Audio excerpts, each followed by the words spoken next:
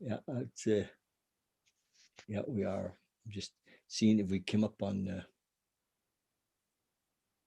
Okay, hey, here we are. Nice to see you.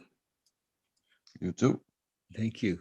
So, um, just to kind of bring people up to speed a little bit, we're, the purpose of sharing and spending some time together doing this interview is to just to see what you've been up to, and my whole hope is that our conversation might lift folks up a little bit, um, a little bit of a bird's eye view into your life this last year and how it's been and kind of what's next. Hang on a second. Folks up a little bit, oh, there we go. A little bit of a bird's eye. I had too many things on. So I'm not the tech whiz, eh? But so tell us about Nathaniel, and just for everybody's info, Nate and I share a space together. We're roommates, and we're not a couple though. Yeah, make that clear. Make that clear, yeah.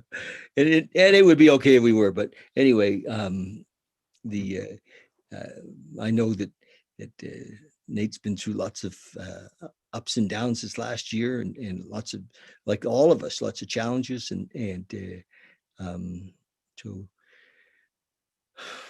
how you doing? I'm doing I guess I'm doing all right. I don't like the COVID isolation stuff. I don't like the rules of not being able to go out and party and go to restaurants or go skating or go to the gyms and go to swimming and all the restrictions that come along with this lockdown. Not a big fan of that, but I managed to fill my entertainment time just at home here. Just I can't get out to the gyms. I can't really exercise that way, but I can do calisthenic exercises at home and do yoga and kind of try to take care of myself that way. So it's been good, and I guess it's been good that I haven't had so much freedom to run around as much as I normally would because it kept me grounded at home. It gave me more opportunity to meditate and finish reading my books and work on myself, my personal development, and kind of take a look at my life and see what's important to me. What's important to Nate.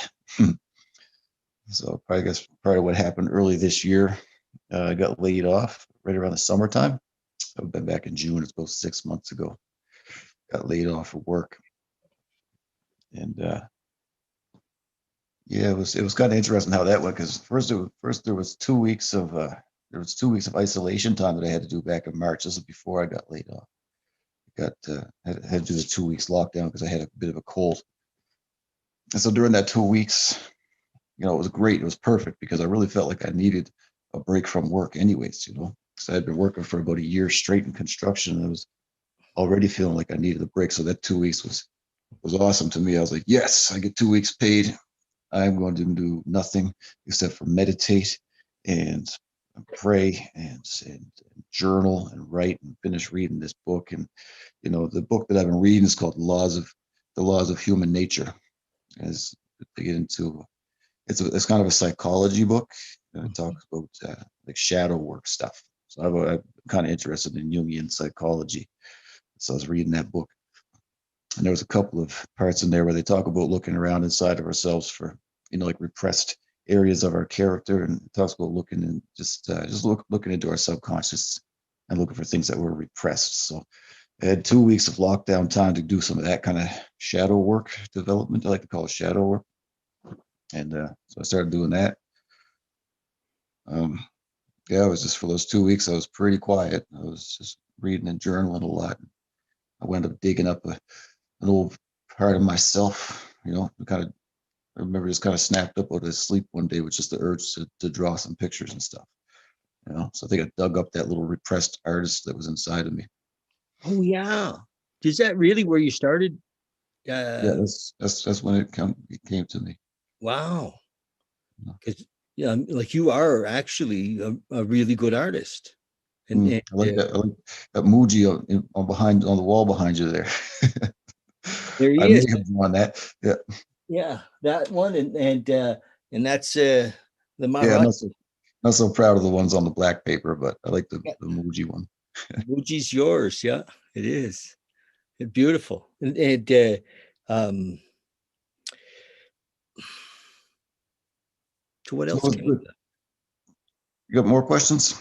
Well, a whole bunch have come out of that. I mean, you well, you probably knew all this before, but you also really got into your music. Uh, I think that would you consider that a win this last year that, art came out, as far as the paintings and the sketches and all that kind of stuff, but also you've been doing some music. Have you been writing music? I haven't been writing. Well, I just go out there and kind of play by ear on the piano. Mm-hmm. So I made a few things up that I thought sounded kind of nice and just kind of practiced them, right? Mm-hmm. So I guess in that way, like I haven't written any music, so I don't know how to write music. Mm-hmm. I'm playing that piano quite a bit. It's been fun. Mm-hmm. Little songs that I like. So um you basically didn't get to go back to work, did you? No, no, No. I didn't even try to go back to work, honestly. When I got laid off, I was on EI for a bit. Yeah. Yeah, And, just and I just lost interest, like complete interest in going back to working in construction. You know, like after the first 2 weeks of lockdown, I did go back to work before I got laid off, and the Mhm. guys at work were they're looking at my ability to draw stuff. They're like, "Why do you even work here? Like, what are you doing?" You know, so they encouraged me to go and see if I could make a living at that some other way. Right? Mhm. And now I've got an opportunity to build, I don't know, build a website and find some avenue to generate income off that stuff, and work my way into the community somehow, some way. So I've been Doing playing around, portraits, eh? trying to figure out a path forward with that.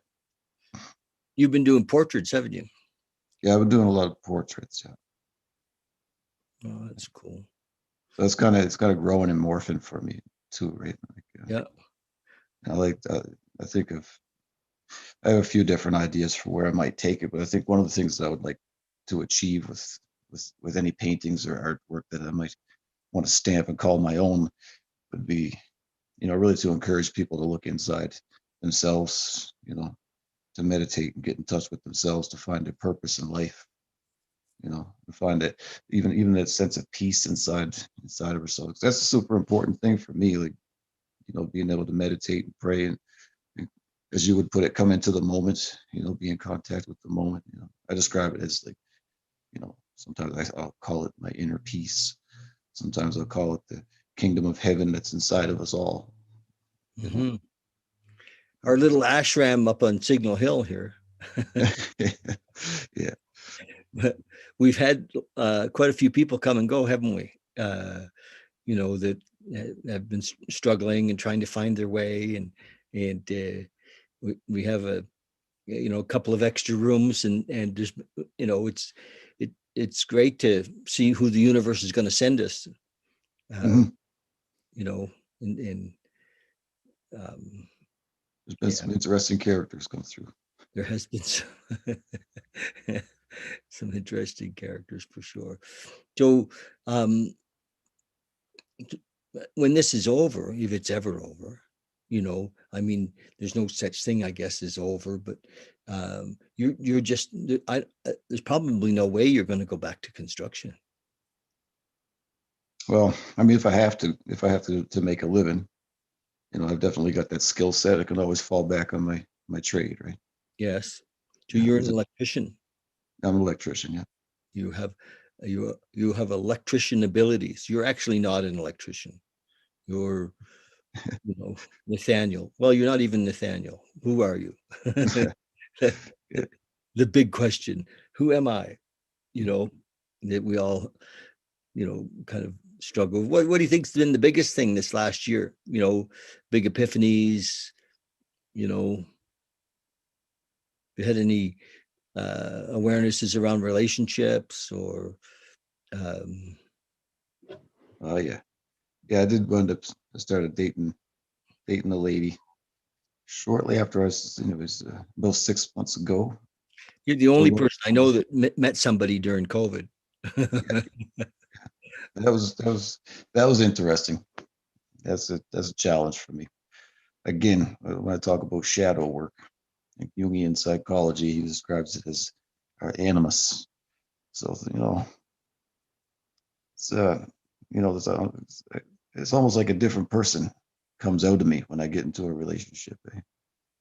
Just go right friggin' nuts. I get right. I start thinking about my partner too much, and so, anyways, I've could definitely come to a few realizations around my relationships, the way that I am in relationships. So, I've asked my girlfriend to be patient with me. I've tried to taken taking responsibility for myself, and because it's difficult for me to stay on track and focused on what I want to do with my art, with my website, with my art stuff, when I'm always thinking about my girlfriend, right? So I'm putting into practice some mindfulness practices, and some prayer, and definitely praying for the ability to keep my mind focused where it needs to be. Instead of overthinking relationship things, I need to focus on what I feel like is my purpose, and what I'm doing. I don't want to lose track of my purpose by getting absorbed into relationships. Mhm. Mhm. It balance, eh? Is it's not easy. We're a bit obsessive sometimes. I mean, I'm saying me, but maybe you. Yeah, I mean, I'm definitely not the only person that gets that way. Oh no, for sure. Well, as you know, yeah, I feel pretty grateful that um, that. I mean, a lot of times in my life, I was in a relationship because I didn't want to be alone.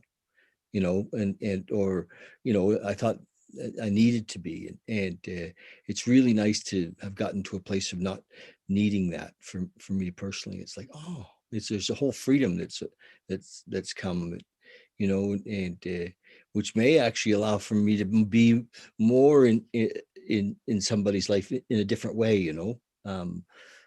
So, but yeah, it's nice to have that freedom, but um, lots to learn in that area. What a great arena for learning, isn't it? Yeah, definitely. Yeah. Yeah, life's pretty easy when it's just me.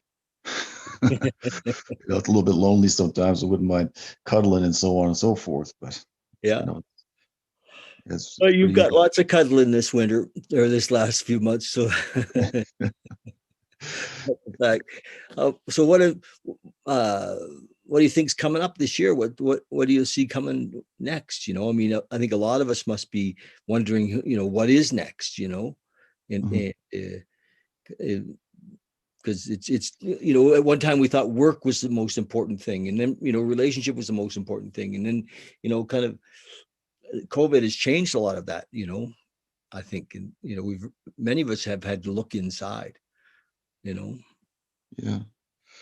So I mean, for me, I think the most important thing that I can do with my life, whatever limited time I have left on this earth, is to just encourage people, to to seek, uh, to seek that inner peace inside themselves. That kingdom of heaven that's inside themselves. To realize that we can give ourselves, satisfaction and happiness, where we stand as we stand here. There's no place to look for happiness except for right inside of ourselves, right in this moment. And that to me is a super important realization that I came to. Uh, I kind of walked around in a bit of a haze.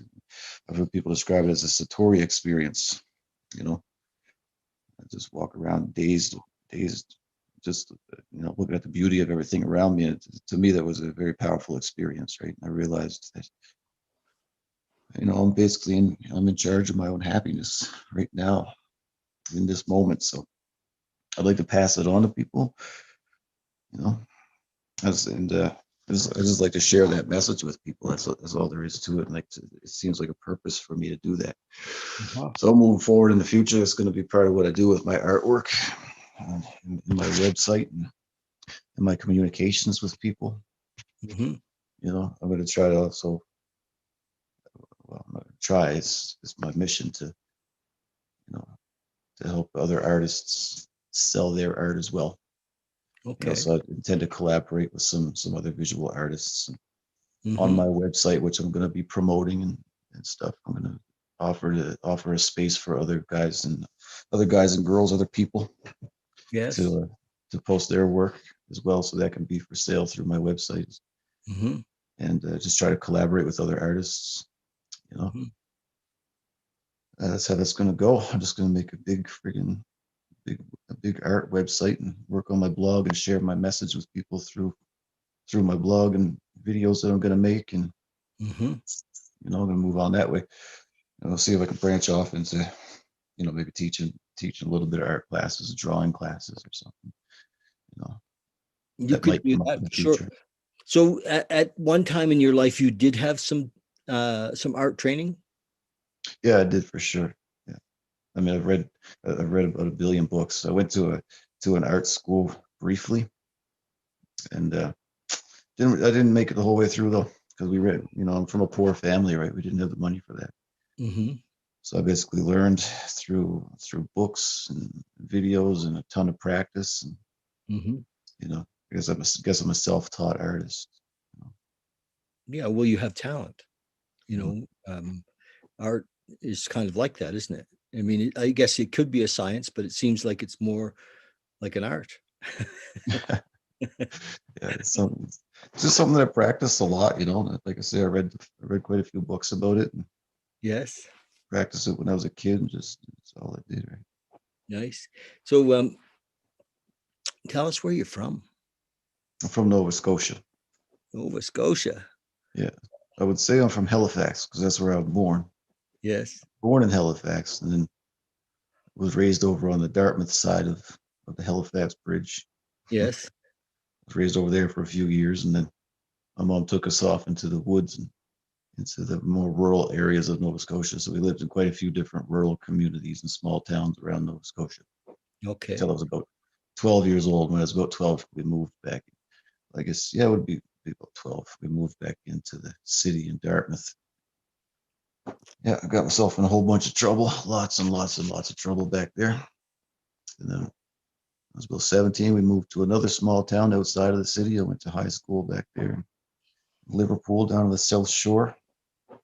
Stayed there for a few years, got in some more trouble. I went back to the city in Halifax, went to college there, Nova Scotia Community College, and decided I was going to become a construction electrician, because that's just a trade that I can always fall back on if other things don't work out for me. Right? Hmm. And I came out to Calgary in my 20s. I moved out here, decided to straighten up my life. I was getting in a lot of trouble, right? So I came out here to kind of stay out of trouble and become an electrician. We have that in common. Not the electrician part, but I was getting in a lot of trouble in the Maritimes.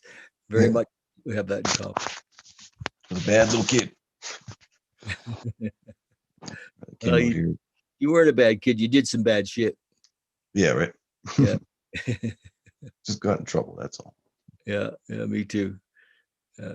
I So it was remember. good. I came out here and I basically stayed out of trouble once I got out here. Yeah. You know, started on a bit more of a spiritual path. It's like went and got baptized and started messing around with a bunch of different forms of spirituality. Just kind of really started exploring spirituality more in my 20s, right? So, uh, Christianity as well as Islam. Yeah, Uh, is Islam and some Eastern stuff too. yeah. And Christianity. So you got a mixed bag of resources there. Yeah, yeah. I've got. It's funny. Like like upstairs, I've got the Bible.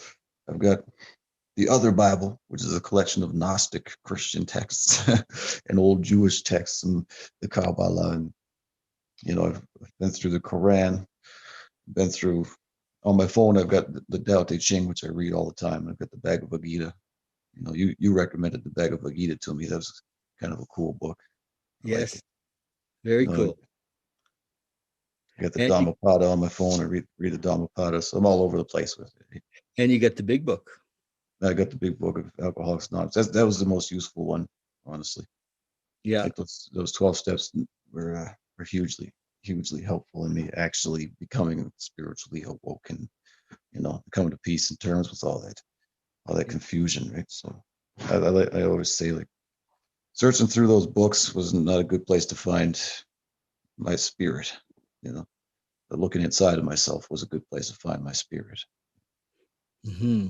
A lot of the teachings actually point us in that direction, don't they? You know, um, certainly the 12 steps point us in that direction. Deep down inside every man, woman, and child is a fundamental idea of God. You know, old Bill Wilson, he had such a wordsmith.